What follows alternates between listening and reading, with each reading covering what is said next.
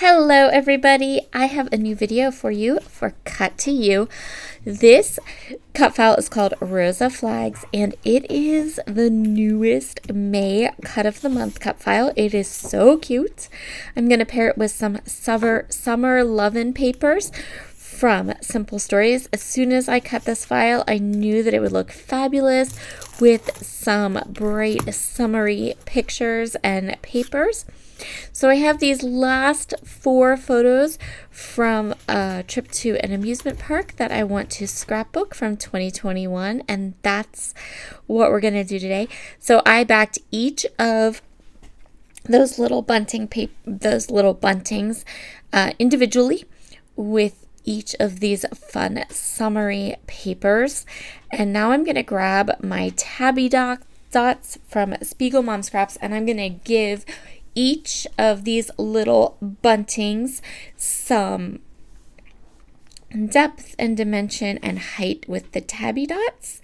And I'm going to use colored cardstock today. I just felt like a lovely, bright, lemony yellow would be fabulous behind that cut file.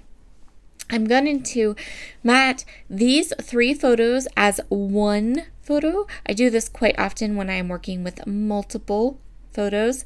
I liked the idea of having all 4 of them together, but I wanted to mat the ice cream cone photos separately and have it have a different pop of color to the back. Yes, I backed each of these files and then popped them up on foam tape. Yes, I'm going to cover a good chunk of them up with my photos, but that's okay. I wasn't 100% sure how I was going to set this page up when I started. So since I wasn't sure, I went ahead and I just backed all of the bunting. It's not very small spaces. I already had all the paper out, was already cutting into it, so I just went ahead and did the whole cut file. And that way, when I sat down to create my layout, I wasn't locked into a specific design. I could just go ahead and get the design that I wanted. For some reason today, when I did this layout, my trimmer kept catching on this paper. I don't know. I think it must have just been the paper because it didn't do that with anything else the rest of the day. So next, and get my photos down. So you saw me here. I matted that ice cream cone photo with some green cardstock, and now I'm going to go ahead and get these into place.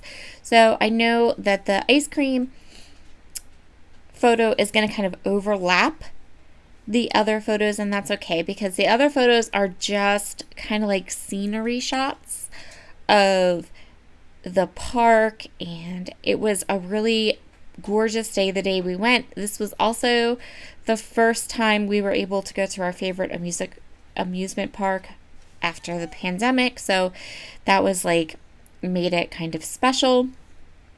I am going to use this Happy Day title for the title on my page. The colors, I love this Summer Lovin' collection from Simple Stories. I was a little late to the party getting it, so I got it the end of summer, and then I didn't use it last year. And I also got way more embellishments than I did paper, so I'm kind of thinking I might need to get some more paper if I can find it for this collection, or we'll just have to do some embellishment heavy layouts. So I'm just looking and deciding. I don't want a ton of embellishments on this page. I have that beautiful cut file with all those patterns. That's kind of doing the bulk of the work for me. In fact, I could have left this layout exactly like this and been done.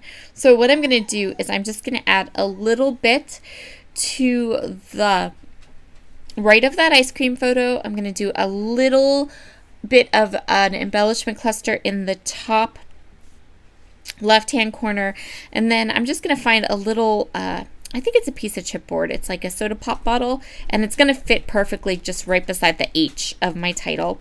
And that is all I'm going to really do for embellishments. I'm not going to do a lot, just 3 little clusters.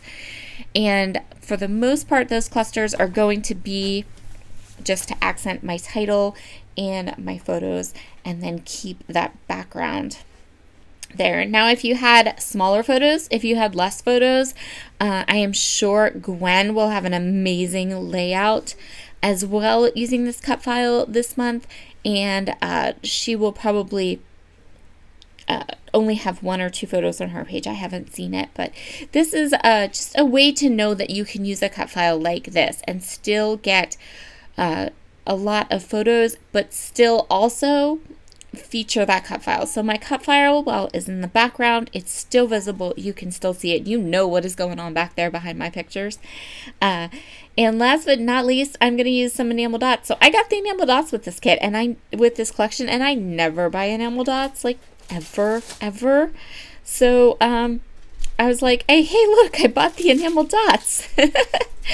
So I'm going to use those and sprinkle them all around. I'm sorry if you can hear Logan in the background getting a snack.